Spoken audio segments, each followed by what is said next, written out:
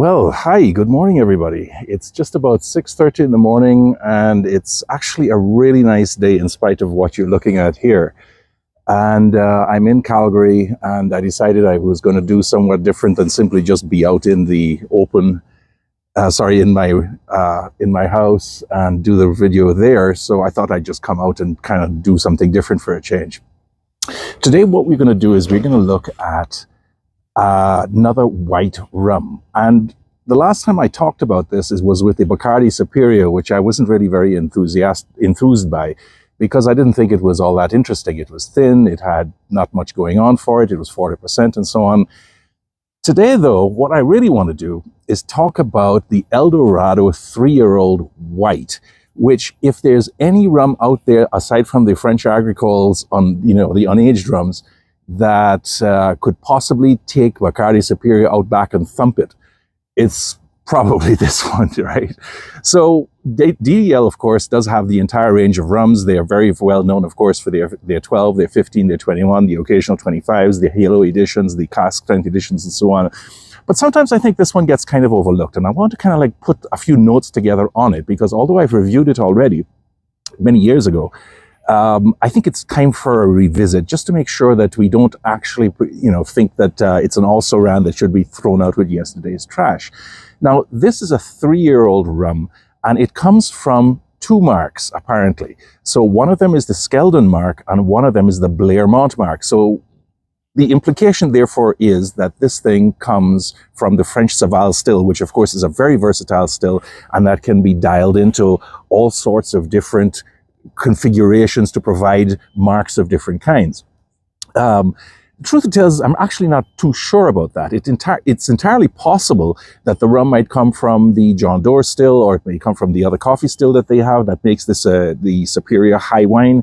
And if you've ever been to Guyana, there is that Superior High Wine out there, which is usually bottled at north of 60%. It's white, it's unaged, it's ferocious as all hell, but my God, is that sucker tasty. And of course, every Guyanese would definitely know what I'm talking about there, because while, yes, the El Dorados and the Banks DIH are considered to be the stuff that everybody would drink on and that you'd find in all the bars, the rank and file, the guys that I used to hang out with when I used to drink in the bush, when I used to work in the jungle and do all these kinds of things, it was the Superior High Wine that we all drank because, well, you get 2 shots for the price of 1, right? And it really was quite tasty, even though you would mix it with coconut water and so on. This isn't at that level. I've got to be completely honest about that, but it is actually quite an interesting rum of its own. It's bottled at 40%, and it's been charcoal filtered twice, which I think personally is 2 times too many. Now, I said that it was the Skeldon mark and the Blairmont mark. That doesn't actually mean very much to very many people, because these are very, very obscure profiles that not many people know very much about. Of course, if you've been fortunate enough to try the Vellier rums that come from those 2 places, then you probably know a little bit more about it, but there just aren't enough of them out there for you to understand completely what it's all about. So just put that aside for the moment and just take the rum for what it is. Like I said, 40%. It's aged for about 3-year-old in ex-bourbon barrels and then filtered twice. And this is what you have. It is, in point of fact, made as a mixing agent, right? Let's smell it. I think that this is the sort of thing that Bacardi could possibly aspire to. And, I have my problems with the masses of the dronish, filtered whites that try to emulate vodkas or something like that. Light stuff that makes no imprint on your mind whatsoever. This is completely different. Granted, when I originally saw this in Toronto and I bought it at the LCBO, 4% white rum, I just wasn't going to go that interested in it. But once you start smelling it, there's glue, acetones. Yeah, you can't get away from that. It's a bit rough and ready. There's some sugar water, there's some rubber. The thing is, though, that you smell a little bit beyond that, something that suggests that there is more coiling behind the whole thing. And if you let it open up a bit, as I have, you do get a little bit of light fruits, pears, watermelons, some very, very light mangoes, apples, a little bit of vanilla, a little bit of yogurt. That actually means that there's more here than you'd actually think for a white rum. It's definitely not one of those bland whites that you just put into your cocktail and mix it, right? Tasting it does that too. You get quite a bit out of that. Yeah. The potential that you smelled tends to come out a little bit more on the palate when you taste it. Now, 40% isn't going to rip your face off. It's actually quite sippable. There is a little bit of savagery to it, though, right? I mean, it does give you a bit of sharpness. The acetones and the glues and the plasticine still there. There's that little bit of rubber. But then you start to let it taste a bit more, and you get a bit more, right? You get the apples, you get the pears, you get the watermelons, you get a slight sour note of kimchi. There's a bit of vanilla, some yogurt, some coconut shavings. I mean, there's really just quite a bit going on here.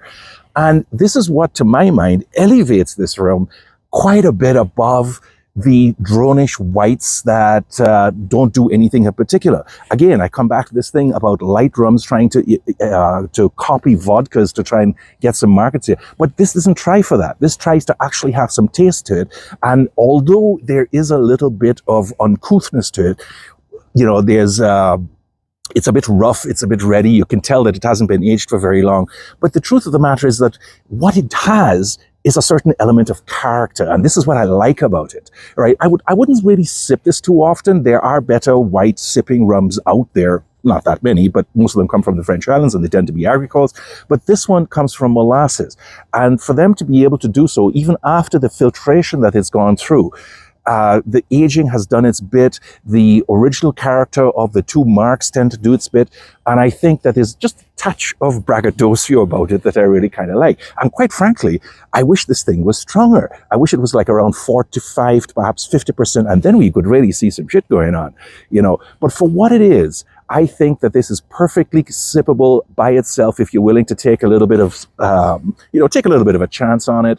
Yeah, of course, it's going to mix up and wake up any cocktail that you put into it. It's just a nice piece of work. I originally scored this at 81. These days, I think I might actually give it a couple more points. And I want to bring up the subject of Dourlies as well. The Dourlies 3, which was a white rum as well, also aged, also filtered and so on, had some of that same character to it that I like. And this is another one in the same vein. So I'd suggest about 283 points might just be the way to go on it. And although I don't know what the cost is now, I haven't actually looked in the local stores to see whether it still sells or how much it goes for, but I think it is a good rum for itself, and it is one of DDL's few white rums that really should be taken once in a while just to see what you can get from it.